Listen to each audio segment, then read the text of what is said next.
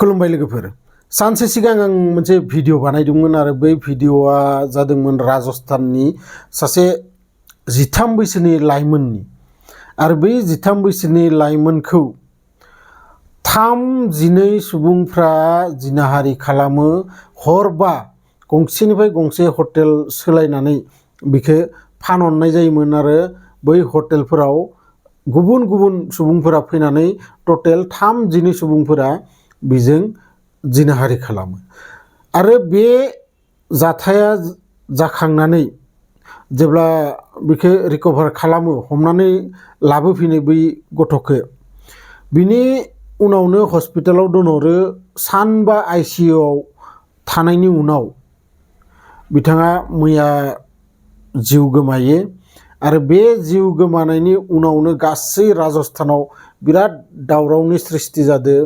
किसुमान हटेलफोरखौ सेफायजोबना होदो आरो जेसेबां सुबुंनि मुंफोरखौथ' मिथिया नाथाय तदन्त खालामनानै मिथियो 32 सुबुंफोर होननानै आरो बैफोरनि गेजेराव 10 जनसो पुलिसफोरा हमदो आरो बै राजस्थानाव दा बिराद मोनसे दुखुनांथाव जाथाय जानानै नुजाफैदों।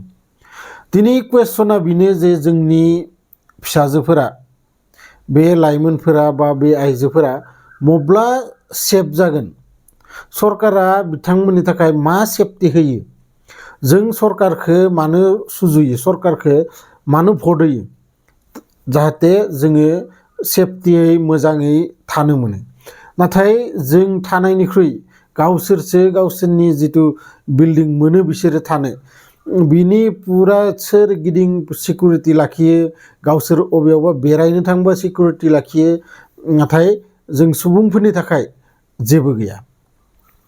दिनै बे भिडिअखौ बानायफिननायनि थांखिया मोनसेल' नोंथांमोनखौ आङो मोनसे साबधान खालामनो नागिरो जायफोरनि न'खराव हिनजावसा गथ' दोङो उन्दैयानो जाथो उन्दैथारानो जाथो आरो खोब गेदेरानो जाथो बयनिख्रुइ सिगां नोंथांमोना स्कुलाव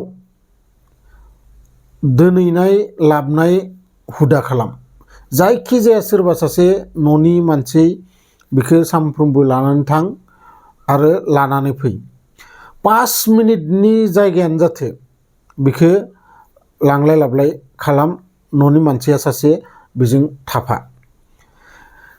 नेक्स्ट कुनु दिन न'खर खाथिनि बैसानि आंकोल आन्टिया मोजांथार होननानै बैसोरनो गथ'खौ जेब्लाबो गारनानै थांनाङा जेसाङानो मोजां जाथो जेसेबाङानो मोजां जाथो निजेनि गथ'खौ बिदि रावजोंबो फोथायनानै गारनानै थांनाङा।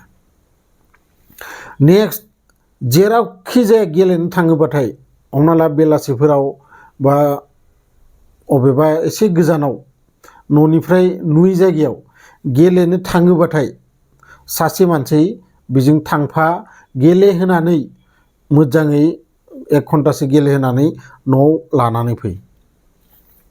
दा बायदि जुगा ओरैबायदि डेन्जारास जुग जानानै नुजाफैदों जेराव रावखौबो फोथायनो हाया आं नोंथांमोनखौ गले गले बुङो मानोना जाबायदि जाथायफोर जानो हमदो आं जुदि दिनै भिडिअ मोनसे स्टार्ट खालामोबा फुङाव मोनासिम आं ओरैबायदि जाथायफोरनि बिसय बुंबाय थानो हागोन जे जोबनोनो थाङा। दिनै नोंथांमोना मिथिगौ जे आरजिकर हस्पिटालाव कलकातायाव दिनै बोसोरनि सिगां जालांनाय सासे डाक्टरजों मा रखम केस जादोंमोन मा रखम गासै जोंनि भारत हादोरानो बिनि थाखाय प्रटेस्ट खालामदोंमोन। दिनै उन्नाव केसखौ नोंथांमोना जुदि मिथियाबा आंनि भिडिअ दोङो बेयाव नोंथांमोना नायबानो जाबाय। बे उन्नाव केसआबो बेफोरबायदिनो बिराद मोनसे हाई प्रफाइल केस जायनि माने FIR खौनो पुलिस थानायाव लिराखैमोन आरो रावबो बिनि बाथ्राफोरखौ खोनासङाखैमोन। उनाव योगी आदित्यनाथनि जिथु बांला बै बांला मोखाङाव थांनानै केरांसि लुना थैनो गिननायावसो बिखौ गार्डफोरा हमथायो आरो बेनि उनावसो बिखौ माने ससियेल मिडियायाव जाथे बा जितु जोंनि मेइन स्ट्रिम मिडिया बिसोरो टिभियाव खोन्थियो। दिनै राजस्थाननि जितु जाथाय बे जाथायखौ खोब खमानो नोंथांमोना मिथिगौ जायफोरा आंनि भिडिअखौ नायदों सिगांनिखौ बेयाव नोंथांमोना मिथिनो मोन्दों जे मा रखम दुखुनांथाव मोनसे केस। लोगोनि न'आव थांनानै हराव फैफिननायाव जिता इ रिक्सायाव गाखोयो जे आंखौ न'आलागै दोनै होननानै बै इ रिक्साया लाना थांनानै बिखौ गंसे हटेलाव फानहैयो मात्र एसे रांनि थाखाय। आरो बाखिखिनिखौ नोंथांमोना जुदि मिथिमाराबाथाय आंनि बै भिडिअखौ नायबाथाय नोंथांमोना डिटेल्सै मिथिगोन।